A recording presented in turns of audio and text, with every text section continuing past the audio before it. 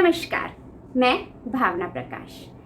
हिंदी पखवाड़े में कुछ न कुछ रोचक करने की चाह में हर साल हिंदी से जुड़ी जानकारियां आपके साथ शेयर करती रही हूँ। इस हिंदी पखवाड़े में हिंदी की अनमोल पुस्तकों की संक्षिप्त कहानी मैं आपको सुना रही हूँ और इसी श्रृंखला में आज आप सुन रहे हैं नरेंद्र कोहली द्वारा रचित राम कथा की संक्षिप्त कहानी का दूसरा भाग।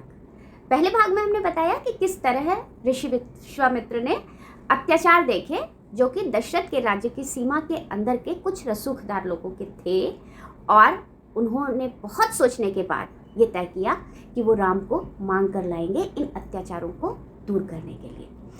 अब आगे तो और यहाँ मैं ये बता दूँ कि मैं उन चीज़ों को इलेबरेट नहीं कर रही जो ऑलरेडी हम जानते हैं, हमने सीरियल्स में देखी हैं और रामचरितमानस में भी पढ़ी सुनी बहुत मार्मिक ढंग से कही गई हैं। इसमें फोकस कर रहे हैं उन चीज़ों पर जो नरेंद्र कोहली ने नई कही हैं और ऐसी कही हैं कि नए बच्चे जो साइंटिफिकली ईश्वर या ईश्वरत्व को सच नहीं मानते वो भी अगर इसे एक उपन्यास की तरह पढ़ें तो उन्हें विश्वसनीय लगे। तो आगे चलते हैं। अब उन्होंने डिस्क्राइब किया है राम के कैरेक्टर को, उससे पहले कौशल्या जी के कैरेक्टर को। तो कौशल्या राजा दशरथ की एक उपेक्षिता रानी थी जिन्होंने अपने दर्द से ऊपर उठकर अपने बच्चे की परवरिश में इस बात का ध्यान रखा कि वो सेंसिटिव बने। और राम बहुत सेंसिटिव थे, उनके व्यक्तित्व में बहुत करुणा थी, दया थी, न्यायप्रियता थी और अपने गुरुकुल के बेस्ट स्टूडेंट, टॉपर तो थे ही, इंटेलेक्चुअल भी थे और वीर भी थे। दूसरी ओर पुस्तक में ये भी डिस्क्राइब किया गया है कि राक्षसों के भी आतंक बहुत ज़्यादा बढ़ गए थे। ऐसा नहीं है कि सिर्फ एक घटना की वजह से विश्वामित्र को लगा कि उन्हें राम को लाना है। ऋषि के आश्रम में और आसपास के गांवों में, जंगल में राक्षसों के आतंक भी बहुत बढ़ गए थे, उनसे भी निपटना था ऋषि को। तो फाइनली ऋषि राम को लेकर आते हैं। अब यहाँ पर मैं बताऊंगी कि कहानी में पहले हुआ क्या था, घटना क्या थी, बिल्कुल समसामयिक लगेगी आपको। दशरथ के ही राज्य के सीमा के पास के कुछ रसूखदार लोग जिनके पास हर ताकत थी, पद, आर्थिक स्थिति बहुत अच्छी थी, सामाजिक स्थिति बहुत अच्छी थी, बहुत ज़्यादा अत्याचारी थे, अपने आगे किसी को कुछ समझते नहीं थे और उन लोगों को तो इंसान ही नहीं समझते थे जो तब सवर्ण नहीं कहे जाते थे। और जब वो जंगल या उसके आसपास ये कह लो सैर सपाटे के लिए जाते थे, मांस मदिरा का दौर चलता था, तो उन गरीब लोगों से वो डिमांड करते थे उनके घर की स्त्रियों की। किसी की हिम्मत नहीं थी कि मना कर दे। तब एक शख्स ने मना कर दिया था, तो अपने अहंकार में उसे सज़ा देने के लिए उन्होंने उसके घर की सारी स्त्रियों को उठवा लिया।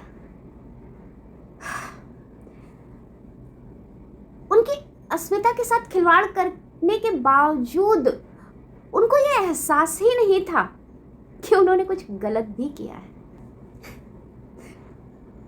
मगर राम ने क्या किया?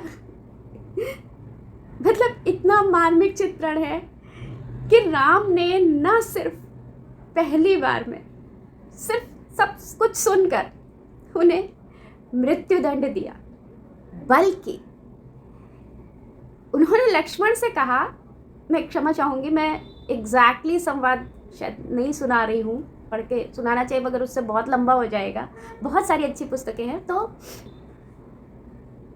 उन्होंने लक्ष्मण से कहा कि बहुत छोटा है ये दंड, मगर क्या करें, मृत्युदंड से ज़्यादा तो कुछ दिया नहीं जा सकता, तो इनको ले जाओ और आश्रम से इतनी दूर जाकर के इनका वध करो कि इनके रक्त के छींटे आश्रम की भूमि को अपवित्र न कर दें।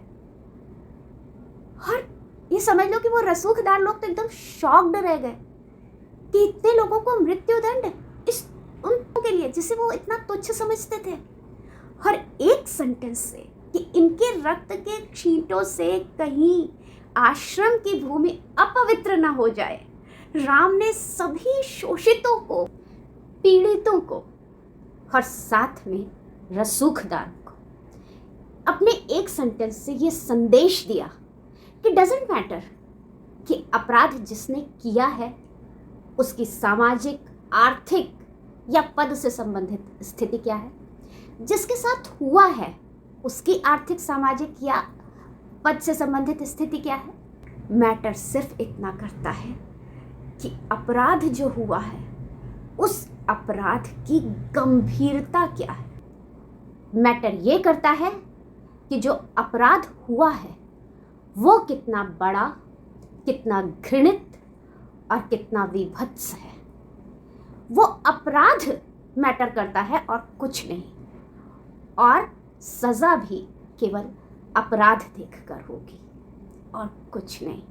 कि ये अपराध जिसने किया है वो इतने अक्षम्य हैं कि उनके रक्त के छींटे भी दूर दूर तक आश्रम की भूमि या उसके आसपास नहीं पड़ने चाहिए।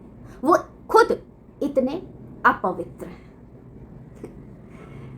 तो बस राम का ये एक कृत्य रातों रात आश्रम के आसपास के गांवों में, जंगलों में रहने वाले सभी शोषित, पीड़ित लोगों में एक नई ऊर्जा भर देता है, एक नई उम्मीद जगा देता है। और तब क्या होता है, तब तैयारी शुरू होती है राक्षसों से लड़ने की।